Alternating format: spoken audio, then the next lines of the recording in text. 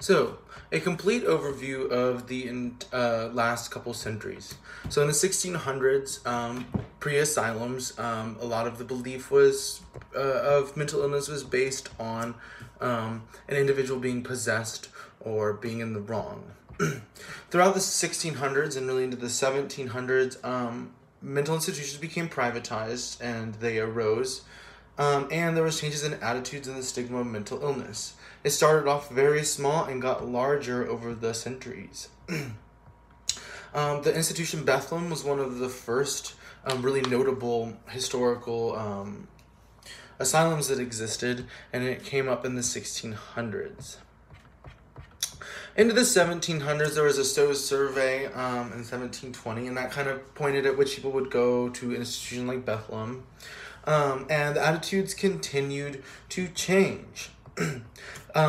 So reform reaches America at this point, a small reform where communities start banding together and trying to take care of their mentally ill. And then comes different therapies such as the gyrator chair, and they have new treatments such as these that were really big for the times. During this time also, though, there was the issue of inhumane treatments, and what's interesting is at this time then certain legislators start to pop in, and there started to become standards. King George III was a notable turning point of the perception of mental illness as he was a king, and it became more readily, steadily known that this might not be in the individual's control. There were multiple acts throughout that started in the 1800s.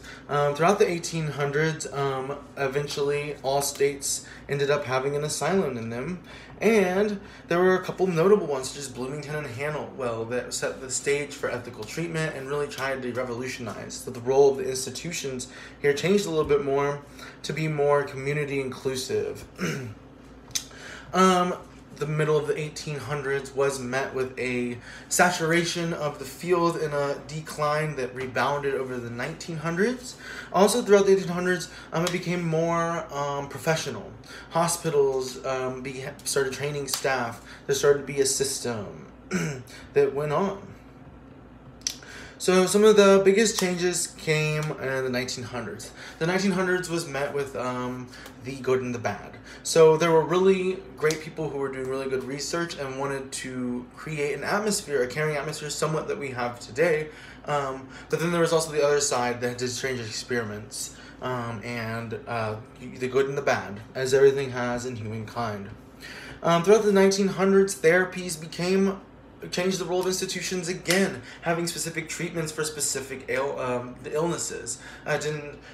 Each institution was starting to become specialized. And then came medication, which even revolutionized the institution's role more because it became more short-term. It wasn't seen as long-term. Finally, asylums, as they were known, were kind of outlawed, and it shifted more towards hospitalization. So the role of institutions became highly specialized depending on the illness and what was needing to be fixed. And it became really professional, lots of training and specifics. So the field had really, at this point, and the role of institutions really blossomed from the early forms we had seen. And there were many varieties to them. So the roles today that we see, it's not traditionally what you think of asylum. Through the timeline over the last 70 years, kind of the role of the term institution became, its meaning became something different. So now those institutions are retirement homes, the ABA clinics we see, the hospitals and the residential programs we see, and they just vary greatly depending on the need and severity and just basic talk therapy. So really the institutions have branched out. The tree trunks went on, the way I like to see it is the tree trunk went on for a couple of centuries, and now it's the full tree. Very interesting. Thank you.